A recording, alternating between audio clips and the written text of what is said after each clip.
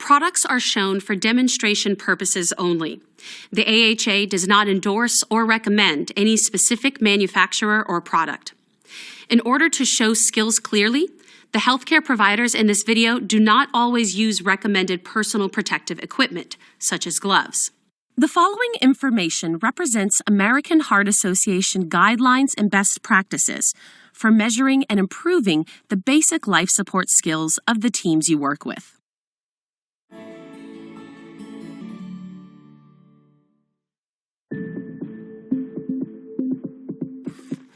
One of the measures of a high-performance team is the ability to achieve specific performance metrics and a high chest compression fraction, or CCF. CCF is the amount of time spent doing high-quality chest compressions during a cardiac arrest event.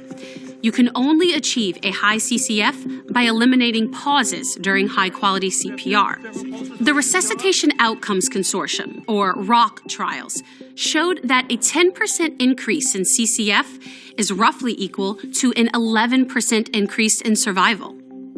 Pauses typically occur during intubation, rhythm analysis, pulse checks, compressor switches, and defibrillation.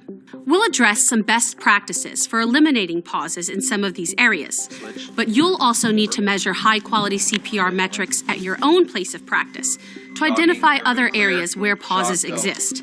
You cannot improve what you do not measure.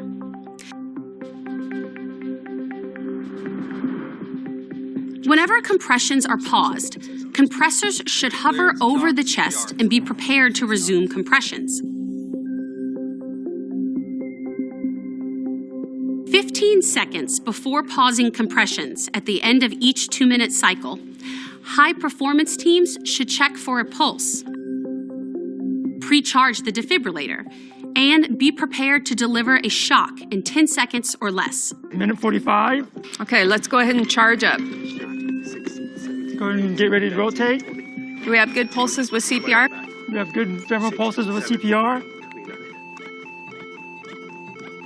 Okay, we're at 2 minutes. Stop CPR. That's a shockable Check rhythm. for Shock. for the patient. Shocking. Start CPR.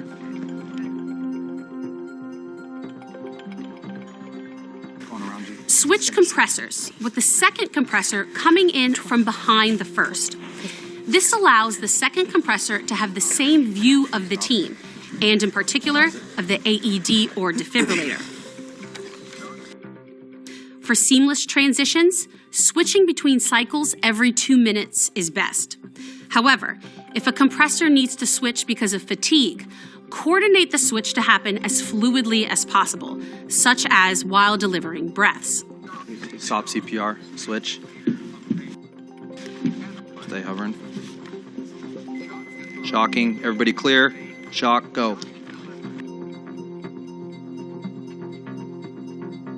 It's a best practice to use real-time feedback devices during CPR. However, if a feedback device isn't available, a metronome can help establish the proper rate.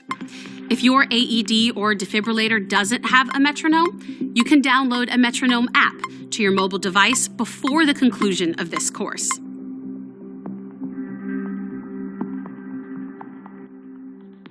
Another element of high-performance teams is effective team dynamics. Team dynamics can be broken down into 3 categories: roles, what to communicate, and how to communicate.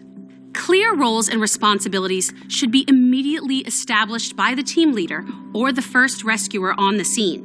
When all team members know their roles and responsibilities during a resuscitation attempt, the team functions smoothly. Every member of the team should know his or her limitations. Team members should ask for assistance and advice early, not when the situation deteriorates. I'm getting pretty tired during these compressions. I'm gonna need some help after this.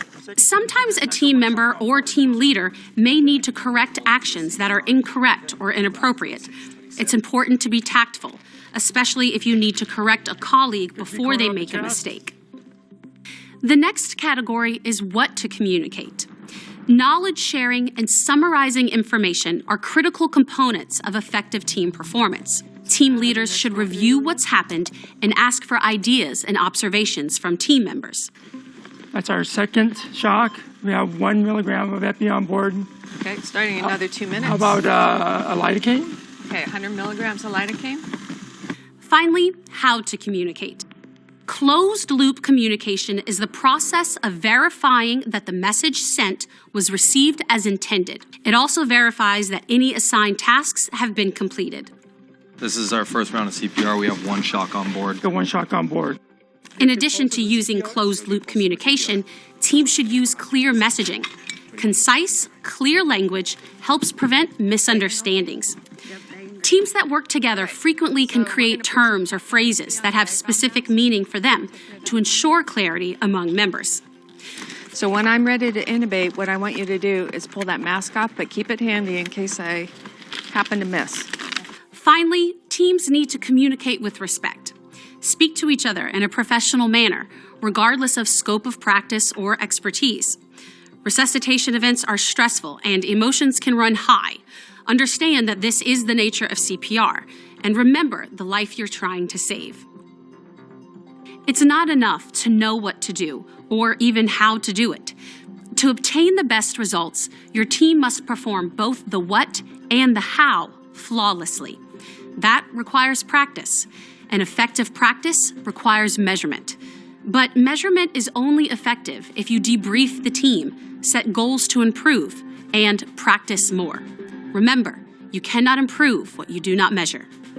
For more information on how your team can implement this type of program, please ask your instructor for more information.